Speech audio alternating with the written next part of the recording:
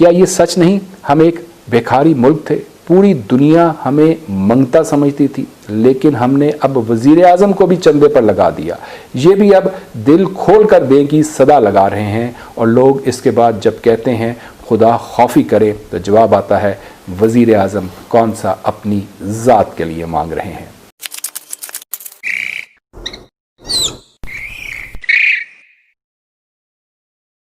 इंसान को शिकवे और इख्तलाफ का हक़ तो अल्लाह ताला से भी देता है, और इंसान अपना ये हक़ कुदरत के सामने भी इस्तेमाल करता है।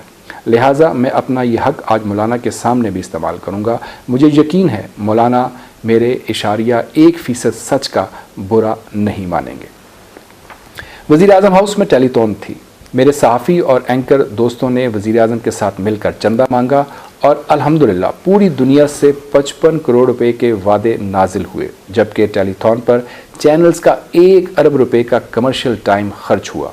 हुकूमत अगर इस खवारी के बजाय टेलीविज़न चैनल्स को हुक्म देती कि आप अपने अपने 3 घंटे कमर्शियल को दें, शाम 4 बजे से 7 बजे तक सिर्फ इश्तिहार और पेड कंटेंट चलाएं, और इससे जितनी रकम मिले वो आप कोरोना फंड को दे दें, तो यकीन करें 55 करोड़ रुपए से ज़्यादा रकम जमा हो सकती थी। लेकिन हम क्योंकि भीख का आलमी रिकॉर्ड कायम करना चाहते थे, लिहाजा हमने वो कायम कर दिया।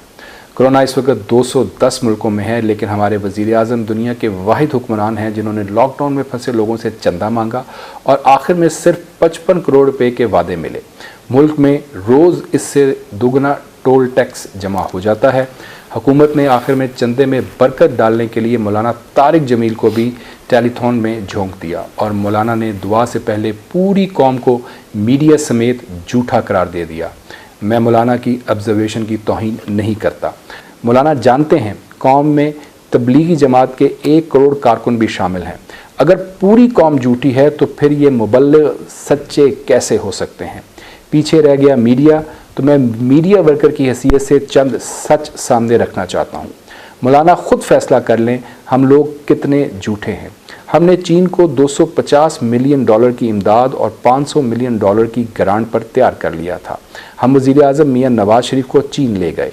वज़ीर आज़म ने सिर्फ कहना था, और चीन ने हमें $750 मिलियन दे देने थे। लेकिन सुबह नाश्ते की मेज़ पर नवाज शरीफ ने मुझे और वज़ीर ख़जाना सरताज अज़ीज़ को कहा, मैं चीन से पैसे नहीं मांगूंगा।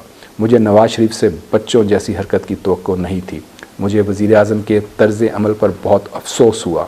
आप ज़रा सोचिए, जो वज़ीर आज़म माशी हालात की ख़राबी के बावजूद चीन से इमदाद नहीं मांग रहा, वो बच्चों जैसी हरकत कर रहा था, और वो जो टेलीथॉन में पूरी दुनिया से मांग रहा है वो ईमानदार तरीन है। हम भी क्या लोग हैं।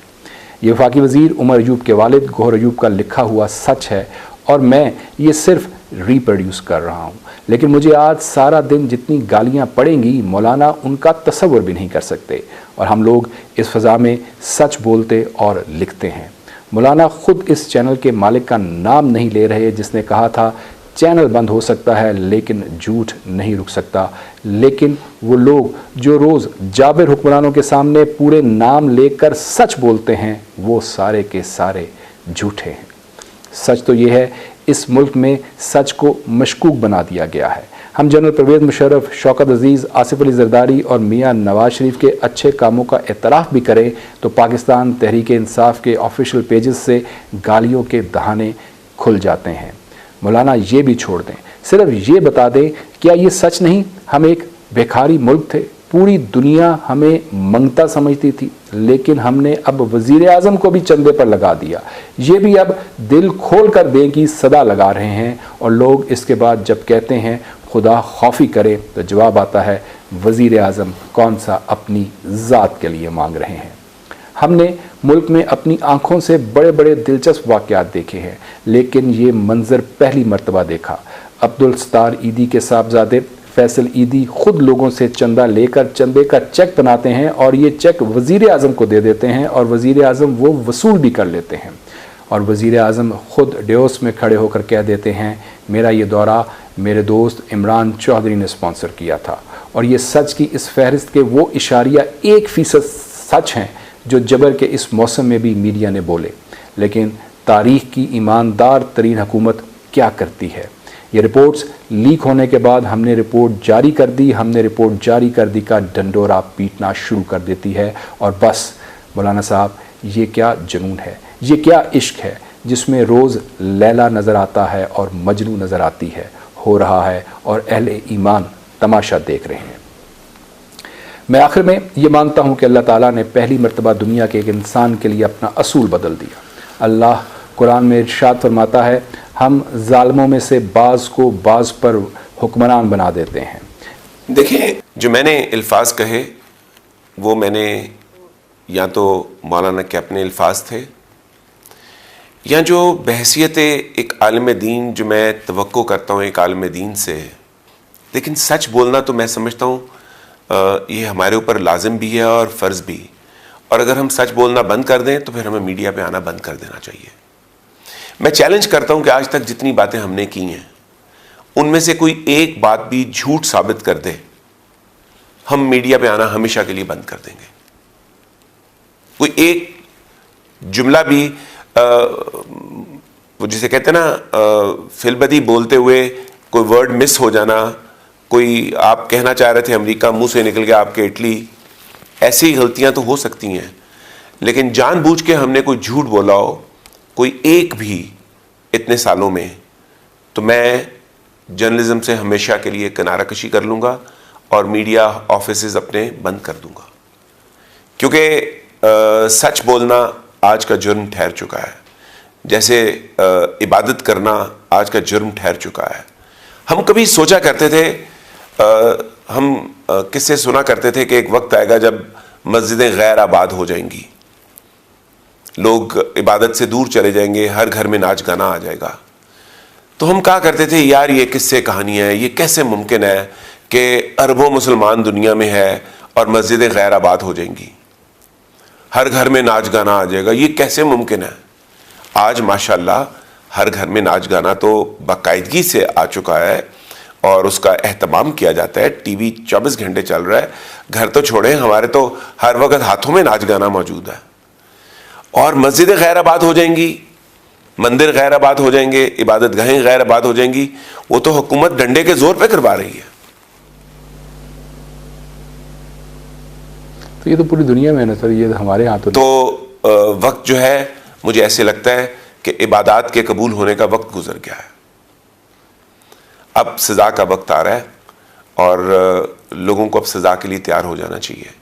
जो मामलात बड़े आराम से हल हो सकते हैं हम उन्हें आराम से हल नहीं कर रहे, हम उन्हें बिगाड़ रहे हैं। सर ये तो फिर इंसानी फेल हुआ ना कि अल्लाह ताला की तरफ से। तो अल्लाह ताला सज़ा कभी जानबूझ के तो नहीं देता, हम जो है बिगाड़ इंसानी फेल होते हैं उसके बदले में सज़ा देते हैं ना। बिल्कुल बिल्कुल, इंसान फेल करते हैं तो उसकी सज़ा मिलती है ना। बिल्कुल ऐसा ही है, हम वो नहीं समझ रहे हैं सिचुएशन को और उसके मुताबिक फैसले नहीं कर रहे हैं। आई मीन पूरी दुनिया की अकल पे या तो पर्दा पड़ गया है या पूरी दुनिया जो है वो जानबूझ के अपनी आवाम को रुस्वा करने पे और उसकी तजलील करने पे तुली हुई है। एक वायरस को लेके हम उसकी डेथ्स इतना बढ़ा चढ़ा कर बयान करते हैं। रोज़ाना पाकिस्तान में 4,500 के करीब इंसानों की डेथ होती है, लेकिन वो जो 4 या 15 या 20 कोरोना से होती हैं हम उनको तो लाइव कवरेज दे देते हैं और वो 4,500 को भूल जाते हैं। और ये तादाद बहुत बढ़ सकती है, बढ़ने से रोकने का काम हम नहीं कर रहे। हम लोगों को तकलीफ देने के लिए जो हमें मजीद जबर करना है, जो रियासती जबर का मजीद शिकार करना है, हम उसके लिए तो कोरोना को पेश करके जबर बढ़ाने का सबब बन रहे हैं। लेकिन हम उसको ख़त्म करने के लिए, उसकी जड़ें तोड़ देने के लिए कोई इकदाम उठाने को तैयार नहीं। हुकूमत ने बड़ा अच्छा इकदाम किया, उन्होंने कहा कि मस्जिदें आबाद रहेंगी। उन्होंने 20 निकाती एक फार्मूला रखा। अब 80 जो रिपोर्ट आई है और आज अखबारात में शाया हुई है, उस रिपोर्ट के मुताबिक 80% मसाजिद में उसके ऊपर अमल दरामद नहीं हो रहा। अब ना मेन पॉइंट्स क्या थे इस रिपोर्ट के? ये था कि जनाब सोशल डिस्टेंसिंग, फासला रखेंगे आप 6 फुट का, 4 फुट का सफ़ों के दरमियान, वो एक था। मास्क था, मास्क कंपलसरी था हर नमाजी के लिए। वो तीसरा ये था कि 50 साल से जो ज़ायद उम्र के लोग हैं वो मस्जिद में नहीं जाएंगे और नाबालिग 20 से कम जो है वो भी नहीं जाएंगे। तो हम 2 महीने से क्या कह रहे हैं? हम ये कह रहे हैं कि इनको तो लॉकडाउन में डाल दें 50 और 20 से नीचे वालों को। अब मेरा और बाकी को खाली मस्जिद में जाने की इजाजत क्यों दे रहे हैं? बाकी को कारोबार भी करने दें। लोग कितनी कसम पसी में इस वक्त आप सोच नहीं सकते। सर द पॉइंट इज कि इसके ऊपर जो है वो अमल दरामद नहीं हो रहा, ना कोई सोशल डिस्टेंसिंग का ख्याल रखा जा रहा है, ना कोई मास्क पहन रहा है। जब अमल दरामद हाकिम वक्त करवाएंगे प्रॉपर तरीके से और ये सोच के करवाएंगे कि इसका इंजाम क्या होगा, मैं आपसे ये कहूं कि छत पे चढ़ के छलांग लगा दें तो इस पे अमल दरामद कितने लोग कर देंगे? कोई भी नहीं करेगा। अगर आप लोगों से कह रहे हैं कि भूख से मर जाओ, एक गरीब आदमी सारा दिन दिहाड़ी लगाने के बाद घर जाता है और जाके बीवी बच्चों की भूख बर्दाश्त करता है, आप उससे क्या तवक्को करेंगे? वो आपकी क्या सुनेगा? वो कहीं दवा कर नहीं जाएगा ना। और उसको नहीं किसी ने समझाया कि तुम्हें मास्क पहन के आना है, उसको नहीं किसी ने बताया कि तुम 50 साल से बड़े हो तो तुम्हारे घर में राशन हुकूमत पहुंचाएगी। ये वो हुकूमत है जो जबर की हुकूमत बन चुकी है, जो जुल्म की हुकूमत बन चुकी है। खुदा कहता है कि कुफर की हुकूमत जो है वो कायम दायम भी रह सकती है और तवाना भी रह सकती है, लेकिन जुल्म और जबर की हुकूमत जो है ये ना कायम रह सकती है ना दायम रह सकती है।